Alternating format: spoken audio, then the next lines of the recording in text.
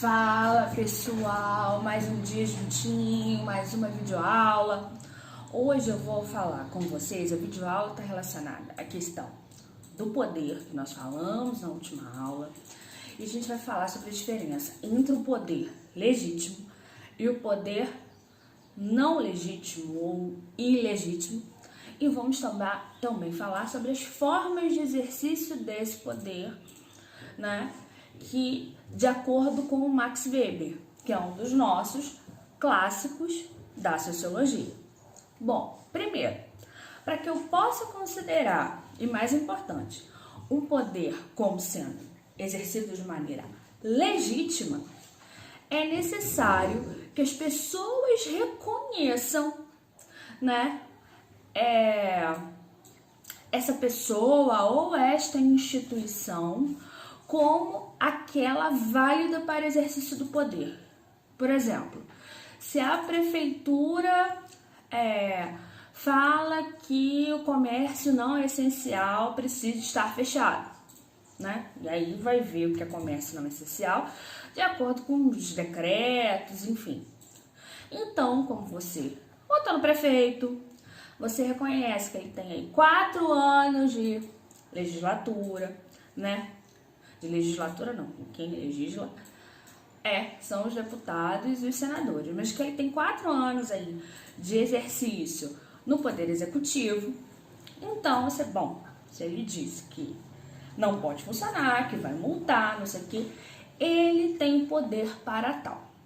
Então, essa é a principal característica do poder legítimo. É lógico que a gente pode colocar outros poderes também como sendo legítimos. Por exemplo, o poder do pai sobre os filhos, ele naturalmente é considerado um poder legítimo. Ok? Então, também uma outra questão. Mas é legítimo por outra natureza, não legítimo por força de lei, né? E a gente vai falar também sobre a questão do poder ilegítimo. Quando o poder não é legítimo, quando ele tem uma única e exclusiva característica, quando as pessoas não reconhecem aquela instituição ou aquele indivíduo como detentoras do poder. Por exemplo, numa ditadura, por mais até que o, presidente, que agora eles não se dão o nome de ditadores, né? Se dizem presidente, tenham, por exemplo, alcançado poder através de uma eleição, ele foi eleito, tá? Mas se ele se perpetua no poder pela força, pelo uso da força, né? Professora, que força? Pode ser a repressão da polícia, do exército, pode ser pelo exercício do poder psicológico, né, utilizando a violência psicológica contra os indivíduos. Por exemplo, Chaves, né, Hugo Chávez na Venezuela. Ele vai entrar, conseguir exercer seu poder no primeiro momento através, ele vai entrar por uma eleição, mas a partir do momento que ele muda a legislação do país para poder se reeleger indefinidamente, que ele controla os meios de comunicação, né? Ele faz a censura, ele não permite o contraditório, né? Ele usa da força policial e militar para poder coagir a população. Então, este homem, por mais que as pessoas tenham ido lá, né, e votado que não, eu sou um presidente eleito democraticamente, as pessoas foram lá, votaram em mim. Mas se eu não posso ter uma oposição, se eu não posso ter uma imprensa livre, né? Se as pessoas estão sendo controladas e tendo a sua liberdade violada pelo exército, essa eleição lá foi livre? As pessoas reconhecem esse governo como um governo democrático? As pessoas reconhecem, né? Ou reconheciam, porque o Chaves já morreu, mas reconheciam o Chaves como um poder legítimo?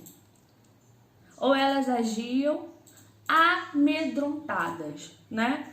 Hoje a gente tem um sucessor de Hugo Chávez, né, no governo, e a Venezuela ela vive, vamos botar assim, uma guerra civil, né, entre os chavistas, aqueles que querem a manutenção do sistema, e a maior parte da população que não aceita mais essas condições, né? Então, que lutam contra o exército. E também a gente tem que dizer que pessoas do exército, policiais, também desertaram, né? Também não querem mais lutar contra a sua população, né? As pessoas fogem do sistema. Quantos venezuelanos entraram aqui pelas fronteiras, pelas nossas fronteiras? Então, quando as pessoas não reconhecem, né, aquela instituição como fonte de poder legítimo, tá? Nós podemos dizer que isso é uma ditadura, ok? Bom, quando nós vamos analisar a questão do poder legítimo, quem dos clássicos fez esse estudo? Max Weber. E Max Weber ele vai identificar 3 tipos de dominação. Ele vai chamar o poder para ele vai ser chamado de dominação, porque exercer poder não é convencer alguém, não é exercer o domínio sobre alguém. Então, ele vai chamar essa questão do poder de dominação. E ele vai dizer pra gente que tem 3 tipos ideais de dominação, né? Do exercício do poder legítimo. Que tipos são esses? Dominação legal, dominação carismática e dominação tradicional. Vamos lá então.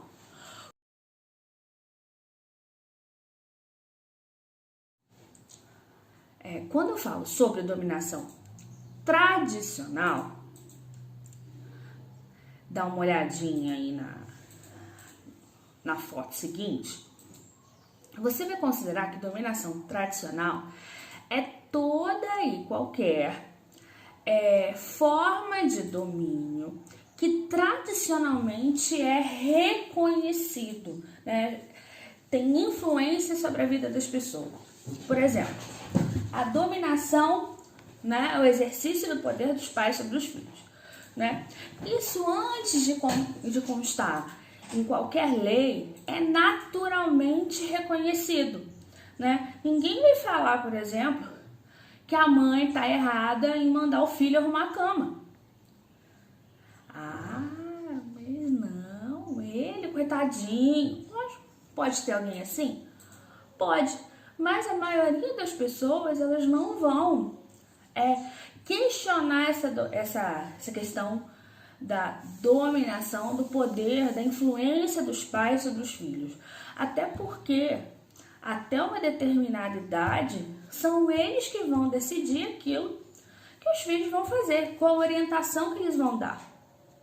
E isso tem que ser algo, digamos assim, inquestionável, a não ser realmente que leve, né, a violência, que leve a violência que eu tô falando física, mas também psicológica, né? Alguém pode contestar a dominação paterna ou materna?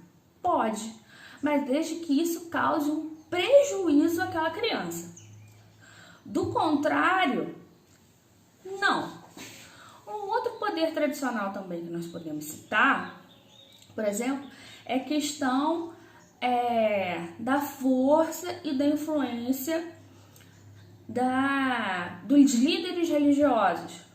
Por exemplo, as pessoas que vão à igreja católica, o padre, ou que vão às igrejas evangélicas, né, o pastor, ou o pai de santo, ou quem quer que seja, qual seja o seu líder espiritual, digamos assim, muitas vezes quando as pessoas estão com um problema e elas fazem parte dessa comunidade religiosa, o que elas procuram?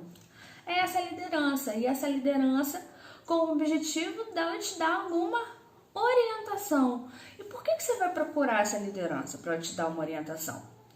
É porque ele tradicionalmente é visto como alguém, por exemplo, que vai te dar bons conselhos, alguém que vai direcionar bem os seus caminhos, né? Alguém que tem lá uma parceria com Deus e que a fala dele pode, né, manifestar a vontade divina.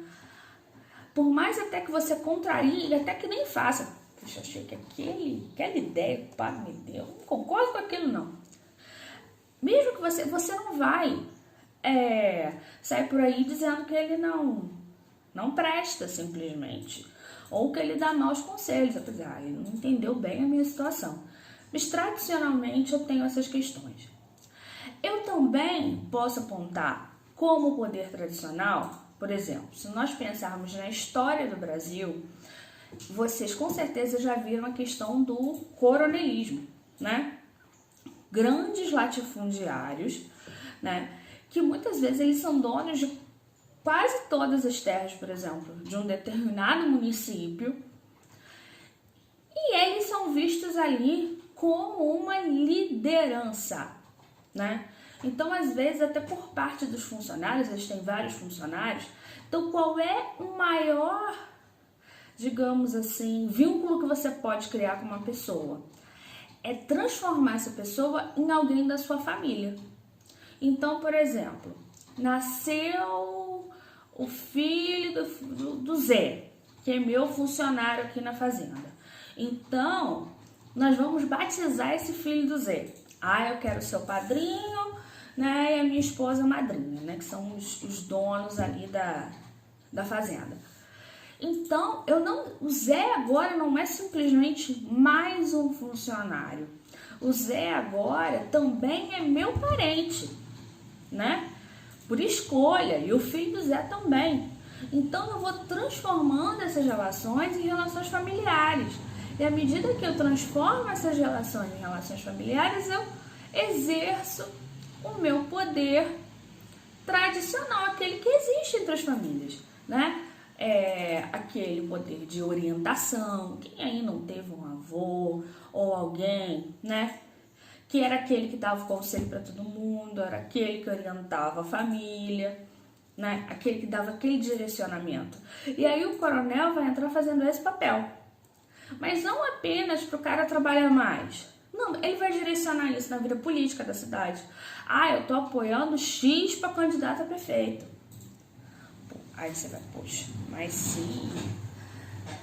se o coronel tá mandando apoiar esse candidato X, vamos apoiar ele, porque ele só vai fazer bem pro coronel e, consequentemente, vai fazer bem pra gente também, né?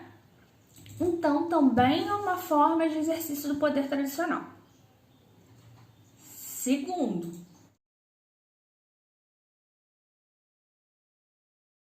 nós vamos falar sobre exercício do poder legal. O que é um poder legal? Baseado na legalidade, que tem como base as leis, um código que deve ser respeitado. Então, por exemplo, em 2018, os brasileiros foram às urnas e a maioria deles votou para que Bolsonaro fosse presidente. Votou para que ele fosse presidente por quanto tempo? Por uma legislatura que dure 4 anos. Ele pode se reeleger? Pode, por uma única vez. E essa reeleição ele vai ter que voltar de novo, a pleitear, buscar votos. Esse período dele de 4 anos pode ser abreviado, ou seja, pode terminar antes? Pode, por vários motivos. Ele pode morrer, não estou dizendo que eu quero que ele morra, mas por morte, logicamente, exerceu, né, até um período menor de mandato.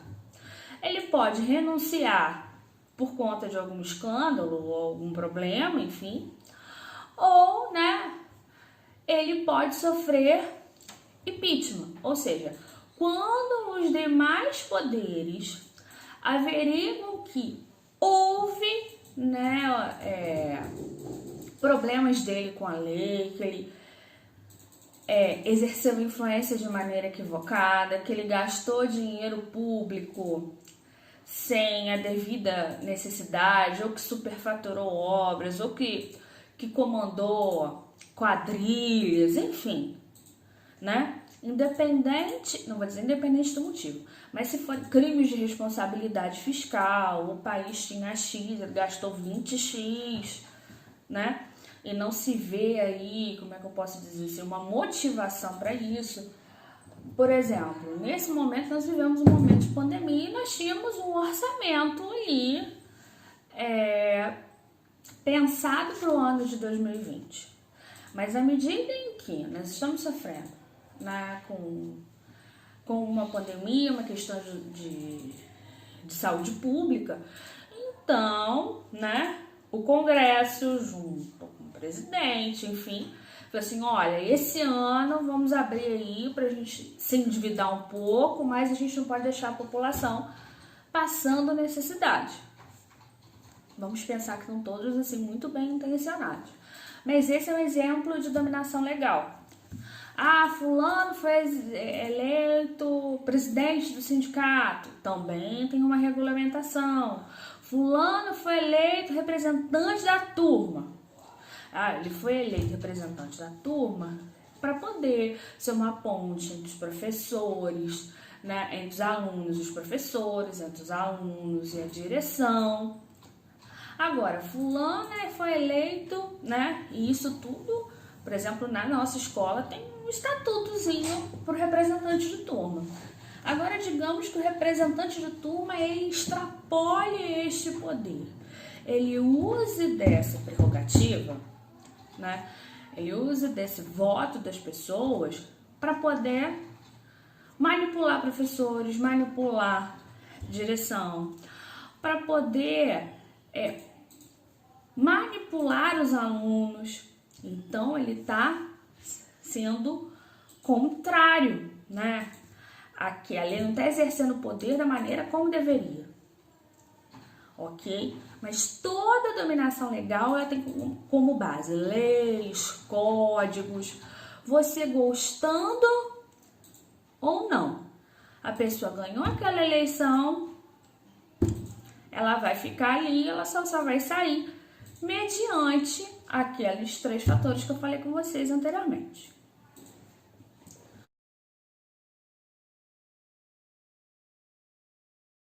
Dominação carismática.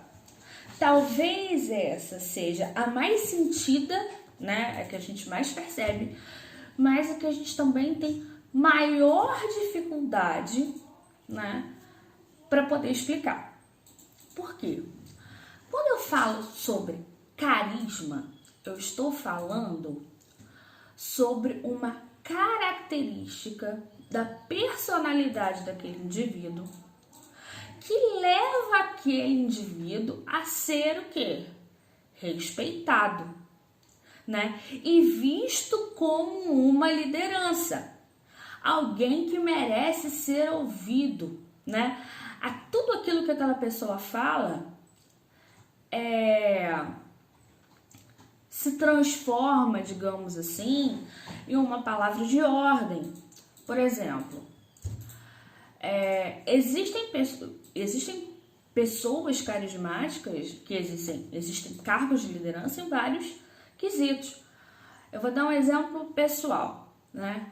Eu tinha uma professora de português que me dava aula, que ela era baixinha, já uma senhora, sabe que toda curvadinha? Pois é, aquela mulher entrava dentro de sala de aula, não tinha um que abrisse a boca. Por quê? Porque ela estava brigando com alguém, porque ela estava gritando, porque ela estava tirando ponto? Não, nada disso. Mas é que ela dava aula com tanta paixão, ela falava daquilo com tanta convicção, que ela meio que acabava arrebanhando a turma toda para ela, né? Eu posso ter um líder carismático na igreja.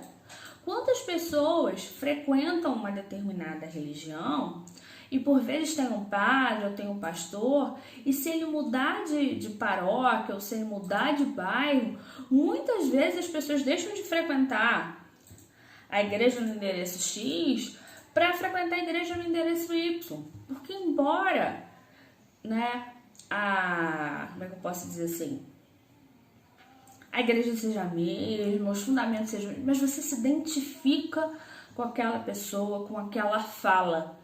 Então, é um líder carismático.